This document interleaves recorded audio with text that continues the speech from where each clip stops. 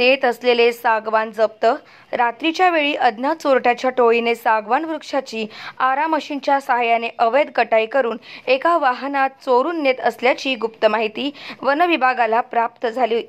तेव्हा लगेचच दिनांक 22 जुलै रोजी रात्रीच्या वेळी जंगल गस्तीवर असलेल्या वन विभागाच्या कर्मचाऱ्यांनी नियोजन करून जंगलातील घटनास्थळी धडक दिली। सदर घटनास्थळ हे वनपरिक्षेत्रातील कार्यालय घाटंजी अंतर्गत येत असलेल्या परिमंडळात कोळी नियत क्षेत्र उंदरणी कक्ष क्रमांक 238 मध्ये आरोपींनी जंगलातून पळ काढण्यात यशस्वी झाले। तेव्हा घटनास्थळी एक पिकअप वाहन क्रमांक MH34 AB 1557 यामध्ये सागवानाची लाकडे 10 नग किंमत 28,423 रुपयांची चारचाकी वाहन घटनास्थळी जप्त करण्यात आली।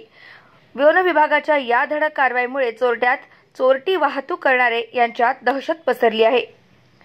सदर कारवाई वनपरिक्षेत्र अधिकारी रणजित जाधव यांच्या मार्गदर्शनाखाली वनपाल CM लाडके, वनरक्षक गुणवंत दर्वे यांनी केली।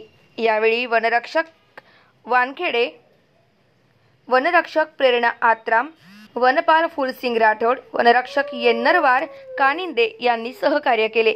तेव्हा या प्रकरणात जप्त करण्यात आलेले चारचाकी वाहन आणि सागवान आणि इतर साहित्य घाटंजी वनपरिक्षेत्र कार्यालय परिसरात ठेवण्यात आले आहे।